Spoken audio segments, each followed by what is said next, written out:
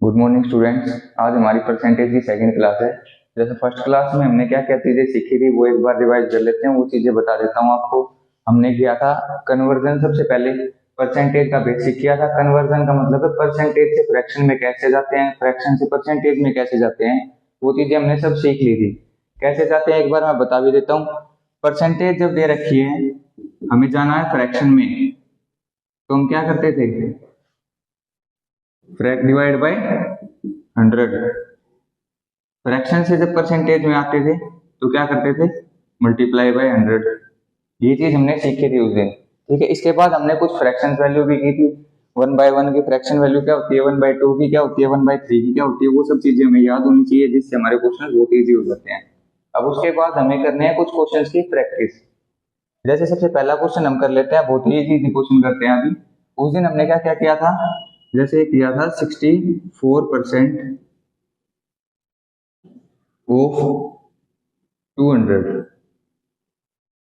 ये करना है सबसे पहले हमें। ये हमने उस दिन सीखा था। मैंने क्या बताया था, 64% का मतलब क्या होता है, फ्रैक्शन में चेंज करने के लिए इसको करेंगे हम डिवाइड बाय 100। ऑफ का मतलब होता है मल्टीप्लाई 200, ऐसे का ऐसा। दो जीरो से दो जीरो कैंसिल होंगे। 64 इंटू 2 128।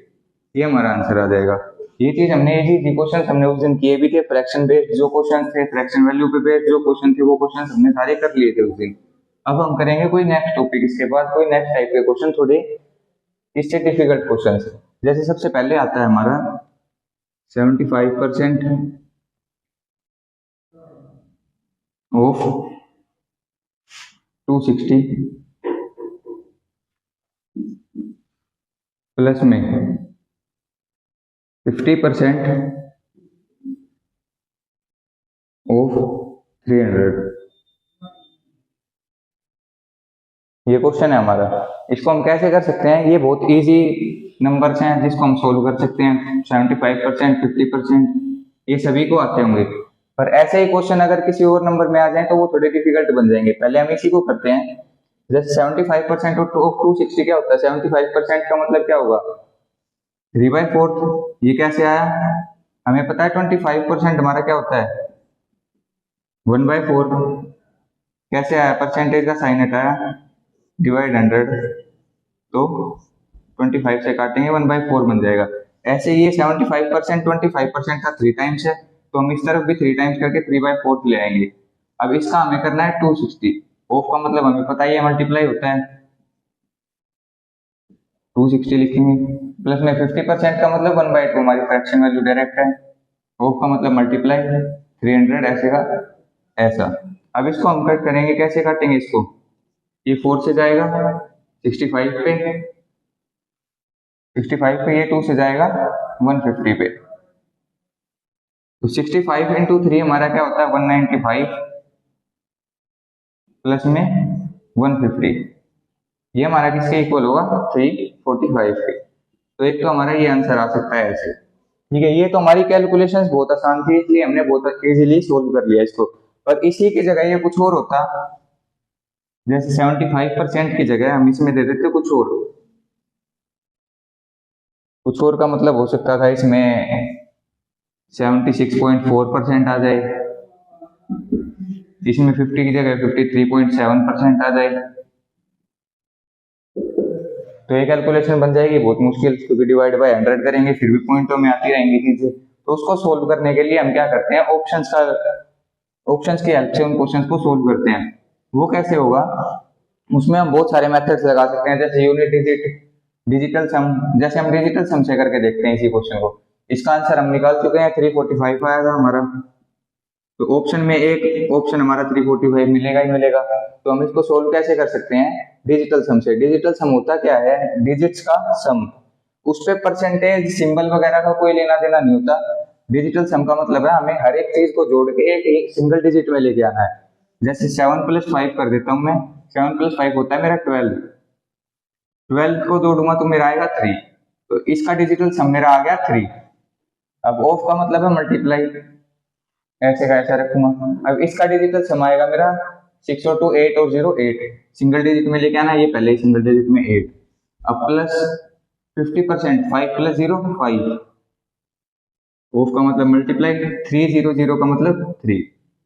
अब इनका मैं मल्टीप्लीकेशन करूंगा, 3 8 जा 24, 24 का डिजिटल सम मेरा होगा 6, प्लस में 5 3 जा होगा 15, 15 का डिजिटल सम मेरा क्या होगा, ये भी 6, 6 प्लस 6 मेरा आएगा 12, 12 का डिजिटल सम मेरा क्या होगा 3,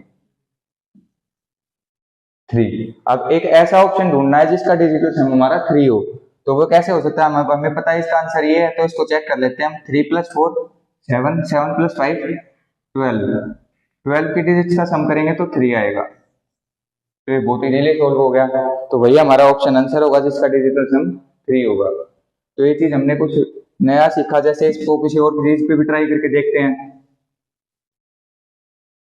ये हमारा क्वेश्चन बन सकता था बहुत मुश्किल भी, जैसे मैंने बताया, ये क्या कर देते हैं हम 76.4% कर लेते हैं इसको ऑफ 260, प्लस में इसको 53.7% कर लेते हैं ऑफ 300। ठीक है, अब इनका डिजिटल सम करेंगे। डिजिटल सम में मैंने बताया पॉइंट परसेंटेज इन सब का कोई लेना देना नहीं है, इनके डिजिट का बस सम कर देते लोग। 7 प्लस 6 13, 13 प्लस 4 17, 17 का डिजिटल सम होता है 8, 1 प्लस 7 8 लिख लिया मैंने, मल्टीप्लाई इसका डिजिटल सम 8, प्लस में इसका डिजिटल सम 15, 15 का डिजिटल सम होता है 6, ऑफ का मतलब मल्टीप्लाई 300 का 3, 8 8 जा 64, 64 का मतलब 10, 10 का मतलब 1 होगा डिजिटल सम। अब 6 3 जा 18, 18 का डिजिटल सम होगा 9। ठीक है, अब आएगा ये 1 प्लस 9 का मतलब 10, 10 का डिजिटल सम होगा 1। तो हमें ऐसा ऑप्शन जो ढूंढना है जिसका डिजिटल सम 1 के इक्वल होगा, तो वो हमारा आंसर हो जाएगा इस क्वेश्चन में। अभी इतना मुश्किल क्वेश्चन हमने इतनी आसान सी कैलकुलेशन में सोल्व कर लिया। ये तो मैं समझाने के लिए मेरे को इतना टाइम लगाया, वरना मैं इसको यहाँ देखते भी सोल्व कर सकता था। इसको देख के कोई भी जोड़ सकता है, प्लस माइनस सबको आते हैं, प्लस तो सबसे आसान चीज होती है मैथ्स में, तो प्लस तो सबको आते ही आते हैं। अब ये चीजें हमने क्या की है, सिर्फ और सिर्फ एडिशन की है और मल्टीप्लीकेशन की है, उससे हमारा आंसर आ गया। ऑप्शन में एक आंसर मिलना ही मिलना है, तो इसका मतलब डिजिटल सम ऑप्शन सिंपल मिलते हैं, 3 4 3 ऐसे टाइप में, तो इनका डिजिटल सम तो एक एक सेकंड में हो सकता है। तो हमें देखना है किसका डिजिटल सम 1 के इक्वल होगा, वो हमारा आंसर होगा। तो ये हमारा था डिजिटल सम का एक टॉपिक, जो हमारे बहुत काम आता है, हर एक कैलकुलेशंस में काम आता है। कोई भी क्वेश्चन हो, कुछ भी हो, उसमें हम डिजिटल सम लगा सकते हैं अगर कैलकुलेशन थोड़ी सी भी मुश्किल लग रही है तो। जैसे अर्थमेटिक में आगे सिंप्लीफिकेशन का भी एक चैप्टर होता है, सिंप्लीफिकेशन में ज्यादातर क्वेश्चन हमें डिजिटल सम से ही करने चाहिए। अब आते हैं, इसके अलावा हम और क्वेश्चन करते हैं। और क्वेश्चन का मतलब क्या है, जैसे हम लेते हैं 80 metre is what percent of 5 kilometre. Percentage का मेन मीनिंग क्या होता है, दो चीजों के बीच में कंपैरिजन कराना, उनका रेशियो निकालना या फिर फ्रैक्शन निकालना। क्योंकि फ्रैक्शन निकल गया तो परसेंटेज में हम इजीली निकाल सकते हैं। मैंने बताया था फ्रैक्शन को 100 से मल्टीप्लाई कर देंगे तो हमारी परसेंटेज कन्वर्ट हो जाएगी, परसेंटेज को 100 से डिवाइड कर देंगे तो हमारी फ्रैक्शन में कन्वर्ट हो जाएगी। अब वही चीज हमें यहाँ पे करनी है। और दो चीजों का कंपैरिजन आपस में तभी हो सकता है जब उनकी दोनों की क्वालिटी सेम हो, या फिर उन दोनों की ऐसा यूनिट सेम हो, सब कुछ सेम होना चाहिए। ये तो है नहीं हम किसी भी चीज को आपस में कंपेयर कर देंगे, रोड को हम ट्रैफिक से कंपेयर नहीं कर सकते, तो दो चीजें हमारी सेम होनी चाहिए, उन्हीं दोनों का आपस में कंपेरिजन हो सकता है। तो दोनों को या तो मीटर में करो या फिर किलोमीटर में करो। अब वो चीज हमें कन्वर्ट करनी आनी चाहिए कैसे, जैसे हमें पता है 1 किलोमीटर में कितने मीटर होते हैं, 1 किलोमीटर में 1000 मीटर होते हैं, ये होते हैं। अब हर एक चीज का हम निकाल लेंगे रेशियो, जैसे दो चीजों का रेशियो निकालना है, हमें किसको, इसका और इसका कंपैरिजन करना है। दोनों को मैं सेम कर लेता हूँ, ये मेरा है 80 मीटर, इसको मैं इसके साथ रेशियो निकाल लेता हूँ, वो 5 किलोमीटर है। 1 किलोमीटर में मेरे 1000 मीटर होते हैं, तो 5 किलोमीटर में कितने होंगे, इधर 5 से मल्टीप्लाई हुआ, इधर भी मल्टीप्लाई 5 होगा, तो 5000 किलोमीटर हो जाएंगे, 5000 मीटर हो जाएंगे।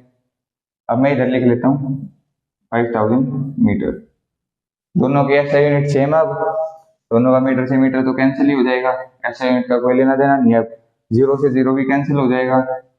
अभी भी ये आपस में कट रहे हैं, किससे कट रहे हैं? टू से कटेंगे, पहले अगर टू से काटना चाहो फोर से भी कटेंगे, टू से काटेंगे फोर पे जाएगा, टू से काटेंगे 250 पे जाएगा, अब फिर से टू से काटेंगे टू पे जाएगा, टू से काटेंगे 125 पे जाएगा। अभी आ गई हमारी रेशियो। रेशियो आ गई। रेशियो को कैसे लिख सकते हैं? रेशियो को हम ऐसे भी लिख सकते हैं, रेशियो को हम नीचे वाली चीज को नीचे भी लेके आके लिख सकते हैं, ये भी हमारी रेशियो की फॉर्म होती है, ये भी हमारी रेशियो की फॉर्म होती है। ठीक है, रेशियो लिखना है तो ऐसे, अब रेशियो को फ्रैक्शन में कन्वर्ट करना है तो पहले वाला ऊपर सेकंड वाला नीचे, ऐसे लिखते हैं। ठीक है, अब हमें फ्रैक्शन मिल गई, परसेंटेज में कन्वर्ट करना है, इजीली मल्टीप्लाई बाय 100 करेंगे, फ्रैक्शन में उसमें परसेंटेज में हो गई कन्वर्ट। 25 से जाएगा 5 पे, 25 से जाएगा 4 पे, 2 4 जा 8, 8/5 का मतलब होता है 1.6%, हमारा आंसर आ गया। ठीक है, अब हम इसको ऐसे भी कर सकते थे, पर इसके लिए हमें सारा कन्वर्जन भी पता होना चाहिए, कैसे क्या चीज कन्वर्ट होती है, किलोमीटर में कितने मीटर होते हैं, एक मीटर में कितने किलोमीटर होते हैं, वो सब चीजें कन्वर्जन पता होनी चाहिए। उस कन्वर्जन को भी मैं एक बार बता देता हूँ।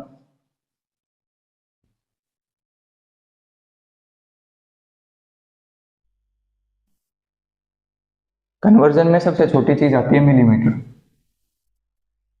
जिसको कहते हैं, हम स्केल्स पे देखते भी हैं स्कूल में, उससे नीचे क्या आता है? उससे नीचे आता है सेंटीमीटर, सेंटीमीटर पता है। उसके बाद आता है हमारा डेसीमीटर, उसके बाद आता है मीटर, उसके बाद आता है डेकामीटर, उसके बाद आता है हेक्टामीटर, उसके बाद आता है किलोमीटर। ये चीज होती है हमारी मैट्रिक्स एक तरीके से। अब एक में कितने सेंटीमीटर होते हैं, या फिर एक सेंटीमीटर में कितने मिलीमीटर होते हैं, हमें ये चीज देखनी। अब यहाँ से जैसे हम नीचे जाते जा रहे हैं तो हमारी यूनिट बड़ी होती जा रही है, क्योंकि ज्यादातर किसी ने देखा हो ना देखा हो, सेंटीमीटर सबको पता है, मीटर सबको पता है, किलोमीटर सबको पता है, ये चीजें सबको पता है। ठीक है, तो इनमें पता ही चलता है, सेंटीमीटर सबसे छोटा होता है, मीटर उससे बड़ा होता है, किलोमीटर उससे बड़ा होता है। ठीक है, ये सारी चीजें हमारी नीचे की तरफ जब भी जा रहे हैं तो बढ़ती जा रही है, बढ़ती जा रही है। तो हमें 1 मिलीमीटर में सेंटीमीटर निकालने हैं, तो क्या करेंगे? 10 से डिवाइड करेंगे। 1 मिलीमीटर में कितने सेंटीमीटर होते हैं, तो डिवाइड बाई 10, इसका मतलब 1/10 सेंटीमीटर होते हैं, इसका मतलब 0.1 सेंटीमीटर इतने होते हैं। अब इससे नीचे जाएंगे तो दोबारा से डिवाइड बाई 10 करेंगे, इससे नीचे जाएंगे दोबारा डिवाइड बाई 10 करेंगे, फिर से डिवाइड बाई 10, ऐसे करते करते हम यूनिट्स में बढ़ते जाएंगे। अब हमें जाना है डायरेक्ट मिलीमीटर से डेसीमीटर में, या फिर मिलीमीटर से मीटर में, तो क्या करेंगे? 3 बार डिवाइड बाय 100, इसका मतलब डिवाइड बाय 1000 कर देंगे। ये भी कर सकते थे हम, ये हो सकता है। ठीक है, और इधर से ऊपर की तरफ जाना हो तो यूनिट छोटी होती जा रही है, यूनिट छोटी होती जा रही है तो मल्टीप्लाई बाय 10 करते जाएंगे, इधर मल्टीप्लाई बाय 10, मल्टीप्लाई बाय 10, मतलब किलोमीटर से मीटर में जाना है तो 3 बार मल्टीप्लाई 10, इसका मतलब मल्टीप्लाई बाय 1000 करना पड़ेगा। ये चीज हमारी कन्वर्जन के लिए काम आती है, सारी चीजें यूनिट सेम बनाने के लिए काम आती है। ये हमारा किस किस चीज में काम आएगा? जो हमारा चैप्टर आता है टाइम स्पीड डिस्टेंस, उसमें सारी चीजें ऐसे ही होती हैं, टाइम एंड वर्क वगैरह सब चीजों में। जैसे हमारा चैप्टर आएगा एक मेंसुरेशन, सिलेंडर वगैरह, उसकी जो चीजें हैं वो कोई मिलीमीटर में दी होगी, कोई सेंटीमीटर में दी होगी, तो सारी चीजें हमें एक ही यूनिट में कन्वर्ट करनी पड़ेंगी, तो उस चीज में भी ये काम आती है।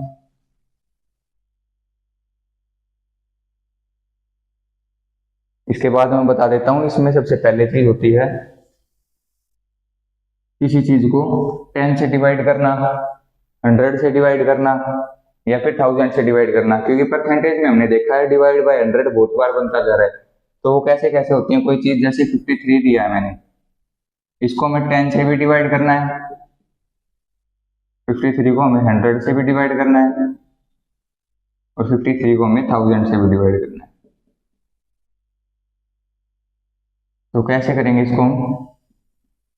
इसको हम कर सकते हैं 10 से डिवाइड करने के लिए क्या करते हैं, एक तो हम लिख सकते हैं 53, फिर इसको 10 से डिवाइड करने के लिए हम ऐसे करें 10 5 जा 50, बच गया 3, यहाँ पे पॉइंट लगाऊंगा, यहाँ 0 लगाऊंगा, 3 पे आएगा तो 5.3 आंसर आएगा मेरा।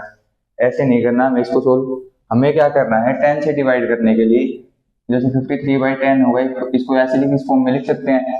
तो नीचे जितनी जीरो होंगी उतने पीछे से यूनिट डिजिट से स्टार्ट करेंगे, वहां से उतने के बाद पॉइंट लगा देते हैं, तो 5.3 हमारा इसका आंसर होगा। तो इसका 10 से डिवाइड करेंगे तो 5.3 आएगा। 100 से करना है, 2 जीरो है तो अब 2 डिजिट के बाद लगाएंगे 1 2, यहाँ पे पॉइंट लगा देंगे, पॉइंट के बाद फिर लिख दो 0। अब यहाँ पे 3 के बाद लगाना है पॉइंट, डिजिट हमारे पास 2 है, स्टार्ट पीछे से ही करना है, 1 2, तीसरी डिजिट तुम्हारे पास है नहीं तो उसको हम 0 लिखेंगे, तो हमारा आंसर आएगा ये। ऐसे हम किसी चीज को डिवाइड करते हैं। अब मल्टीप्लाई करना होता है 5 से मल्टीप्लाई करना भी बहुत आसान है किसी चीज को। 5 से मल्टीप्लाई करने का मतलब है जैसे 36 को 5 से मल्टीप्लाई करना है,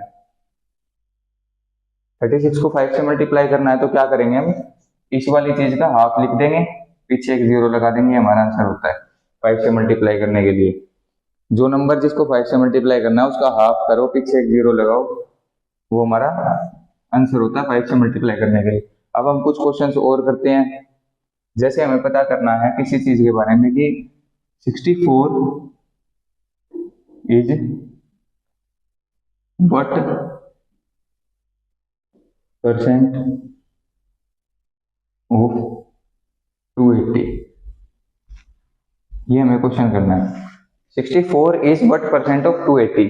अभी मैंने बताया दोनों चीजों का, अब आपस में पहले तो देखना है हमें उसके ऐसा यूनिट सेम, कोई ऐसा यूनिट नहीं है, दोनों सिंपल नंबर्स हैं हमारे, तो नंबर्स को हम आपस में कंपेयर कर सकते हैं। कंपेयर करने के लिए हम क्या करेंगे, दोनों का रेशियो निकालेंगे, रेशियो ही कंपैरिजन होता है। तो रेशियो निकालेंगे 64 और 280 का। मैंने बताया था रेशियो को हम किस फॉर्म में लिख सकते हैं, 64/280। अब तुम्हें नीचे क्या चीज लेनी है वो चीज पहले पता होनी चाहिए। जो ऑफ के बाद जिस चीज से हम कंपैरिजन कर रहे हैं ना, तो वो हमेशा नीचे आएगा, और जिस चीज को कंपेयर कर रहे हैं वो चीज हमारी ऊपर आएगी। ठीक है, अगर किसी को इंग्लिश इतना समझ में नहीं आती तो पता होना चाहिए कि ऑफ के बाद जो नंबर आता है वो हमारा नीचे आता है, पहले जो आएगा वो ऊपर आएगा।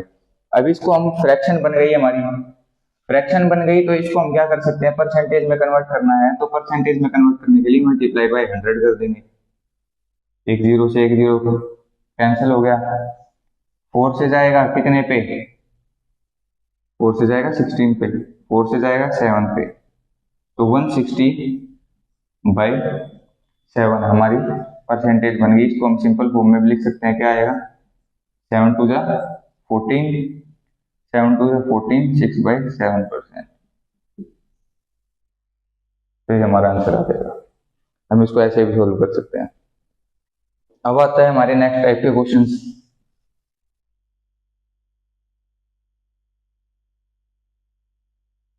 इसके बाद जो नेक्स्ट टाइप का क्वेश्चन आएगा, अगर मैं तुम्हें कहूं बहुत आसान सी, जैसे फ्रैक्शन वैल्यू बेस पे ये क्वेश्चन दे देता हूं मैं तुम्हें कि if 21 is added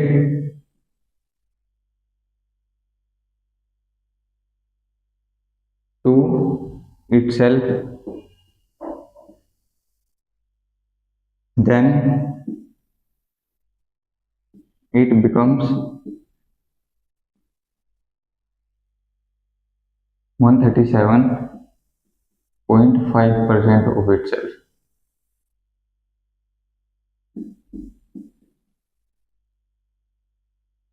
Then find the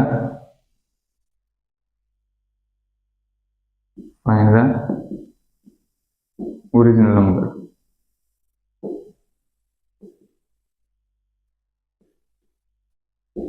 original number find करना है। इस क्वेश्चन का क्या मतलब है, अगर हम 21 को, एक नंबर है हमारे पास, उस नंबर को तुम एक्स सेलेक्ट कर सकते हो, कुछ भी कर सकते हो, तुम्हारे ऊपर बात है। जैसे हम स्कूल्स में करते थे, स्कूल्स में हम क्या करते थे, ऐसे क्वेश्चन को एक्स सेलेक्ट करो कि वो नंबर है एक्स, ठीक है, उसमें हमने 21 ऐड कर दिया तो हमारा वो 137.5% के इक्वल आ गया, परसेंट के इक्वल आ गया। ठीक है, तो हमें उस x की वैल्यू फाइंड आउट करनी है। अब इसको हम अब कैसे करेंगे काउंट, अब इसको कैसे सोल्व करेंगे, अब करना है हमें, हमें पता है जो खुद जो नंबर होता है वो अपना 100% होता ही है, तो x हमारा 100% के इक्वल है ही, खुद जो नंबर होगा वो अपना 100% तो होगा ही। अब उसमें हमने 21 ऐड किया तो वो हमारा किसके इक्वल बन गया, 137.5% के। अब 137.5% में से 100% इधर जाके हो जाएगा माइनस का, तो हमारा कितना बचा 37.5%। तो 21 जो है हमारा 37.5% के इक्वल वैल्यू आ गई इसकी। अब 37.5% की हमें फ्रैक्शन वैल्यू पता ही है क्या होती है, 3/8। कैसे आई, हमें पता था 12.5% की फ्रैक्शन वैल्यू क्या थी, 1/8। 37.5% कितना होता है, इसका 3 टाइम्स, तो इधर भी हम 3 टाइम्स करेंगे। जो चीज हमारी इक्वल टू इधर होती है वही चीज हमें उधर भी करनी पड़ती है, जो चेंजमेंट हम इधर करते हैं वही चेंजमेंट उधर भी करना पड़ता है। तो हम 3 से मल्टीप्लाई करेंगे तो ये बन जाएगा 3/8। इसका मतलब 8 का 3 पार्ट हमारा 21 के बराबर है, 8 का 3 पार्ट हमारा 21 के बराबर है। तो इसको कंपेयर करेंगे तो इससे 1 की वैल्यू निकाल लेंगे, मतलब 21 जो हमारा 3 के बराबर है, तो 1 की वैल्यू निकालेंगे तो कितनी आ जाएगी, 7 आ जाएगी।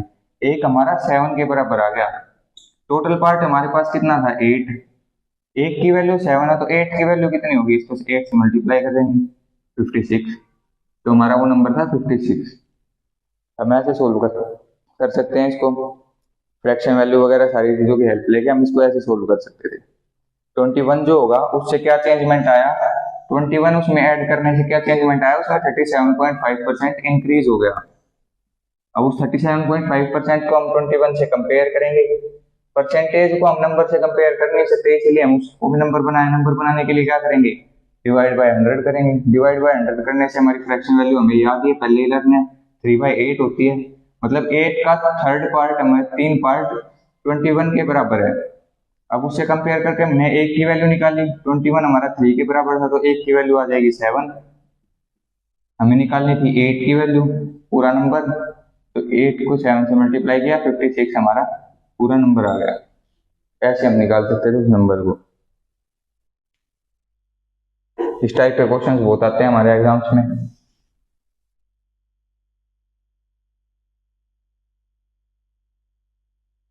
इसके अलावा अलग टाइप बनती है एक, थोड़ी सी अगर हम डिफिकल्ट टाइप की बात करें तो जैसे एक टाइप आती है हमारी अगली,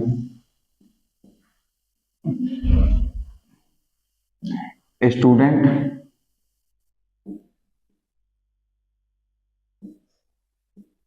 multiply a number by 5 by 3/5 instead of 5/3।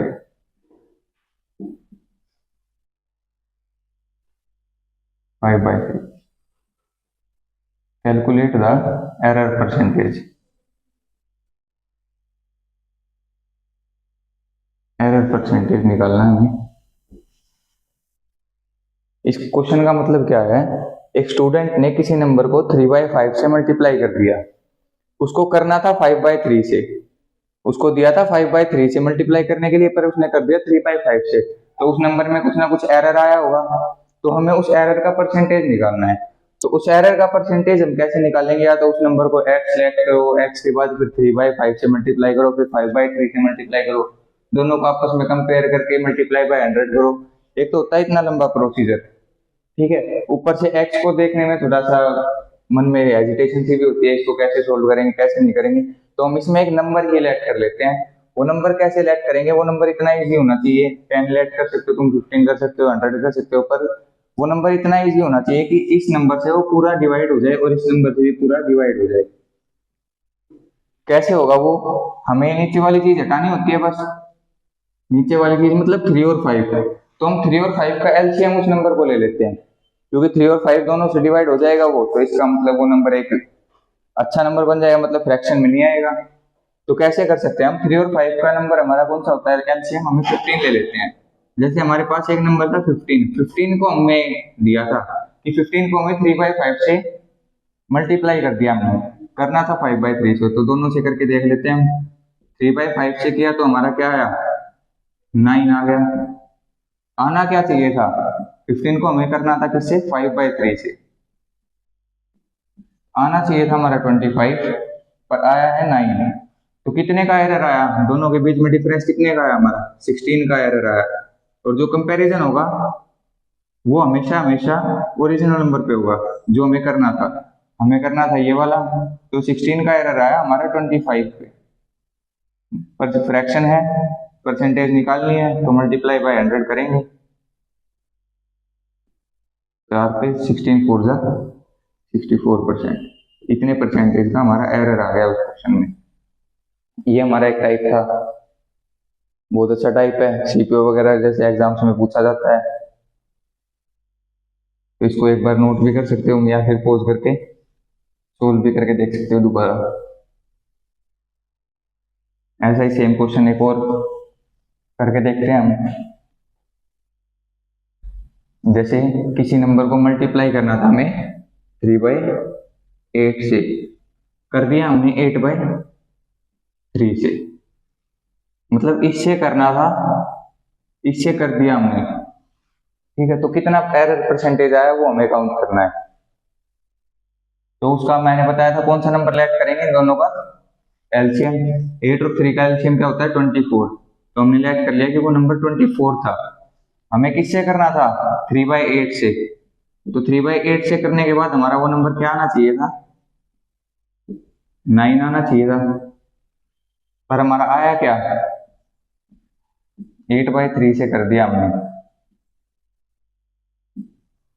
आया हमारा 64। ठीक है, तो कितने का एरर आया हमारा, इसमें से इसको माइनस करेंगे, मतलब 55 का एरर आया। 55 का एरर आया। हमें ओरिजिनल नंबर पे हमेशा काउंट करना होता है, हमें करना किससे था, इससे करना था। ठीक है, तो 55 का एरर आया, इस नंबर पे आया 9, तो ये हमारी फ्रैक्शन बन गई। मल्टीप्लाई बाय 100 करेंगे, हमारा परसेंटेज बन जाएगा। इसको ऐसे सॉल्व किया जाता है सभी क्वेश्चंस को। ऐसे क्वेश्चंस बहुत इंपॉर्टेंट हैं।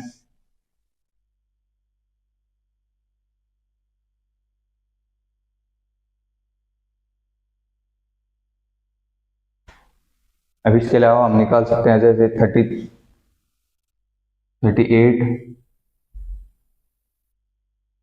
is what percent of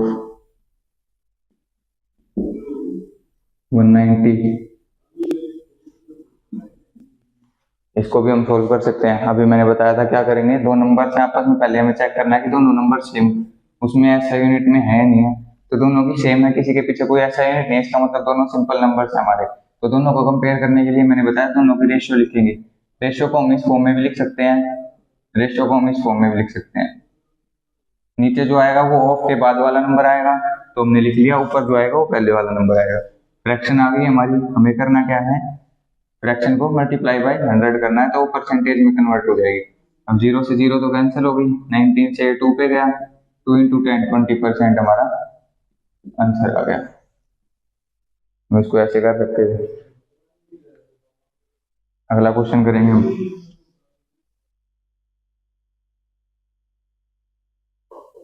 अगला क्वेश्चन आएगा,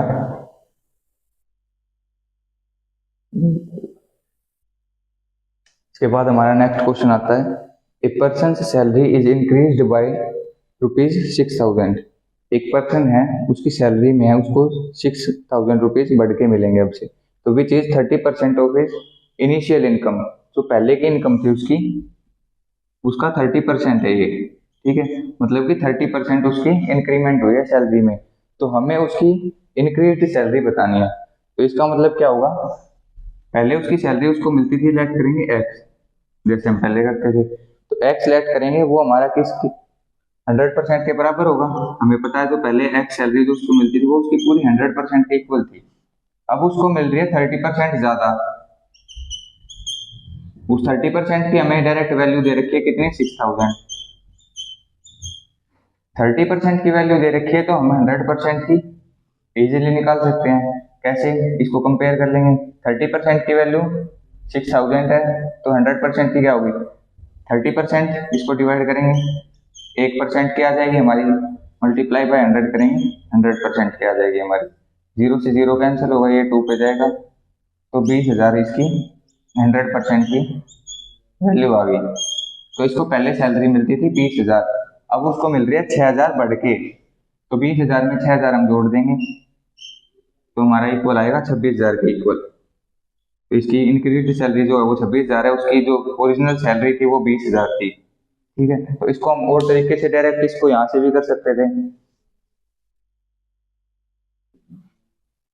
कि हमें पता है पहले उसकी सैलरी 100% थी, अब उसकी सैलरी 30% इंक्रीज हो गई। तो इसका मतलब हमें क्योंकि न्यू सैलरी बतानी है, इंक्रीज सैलरी बतानी है, इंक्रीज होने के बाद उसकी सैलरी होगी 130%। ठीक है, 100% पहले उसको मिलती थी, 30% अब ज्यादा बढ़ के मिल रही है। 30% की वैल्यू हमें दे रखी है 6,000, तो इसको कंपेयर करेंगे, ये 1% की वैल्यू आ जाएगी। हमें निकालने किसके, इंक्रीज सैलरी हमारी है 130%, तो डायरेक्ट हम 130% भी निकाल सकते हैं यहाँ से। जीरो से जीरो जाएगा, 3 से जाएगा 2 पे, 200 इंटू 3 26, 2 3। ऐसी चीजों को मल्टीप्लाई करने के लिए हम जीरोस को काउंट नहीं करते, जैसे हमें 200 को 130 से मल्टीप्लाई करना था तो जीरोस पहले ही कन्वर्ट करके लिख लेते हैं, 1 2 3 जीरो है, 3 जीरो पहले ही लिख लेते हैं। अब जो नंबर बच गए उनको मल्टीप्लाई कर देते हैं, 13 को 2 से मल्टीप्लाई करेंगे 26, तो ये हमारा आंसर आ जाएगा। ऐसे हम इसको सोल्व कर सकते थे। इसके बाद के क्वेश्चंस तुम्हें कुछ प्रैक्टिस करने हैं किसी बुक से, या फिर हम कल से कंटिन्यू करेंगे इसके बाद के जो क्वेश्चंस हैं। अभी के लिए तुम्हें ये सब और कल की क्लास जो है वो रिवाइज करनी है, जिसने कल की क्लास नहीं देखी वो देख के आए और याद करके आए सारी फ्रैक्शंस वैल्यूज। उसके बेस पे हम सारे क्वेश्चंस आगे भी करेंगे, और जितने क्वेश्चन हमने किए वो सारे प्रैक्टिस नोटबुक में दोबारा करेंगे। Thank you.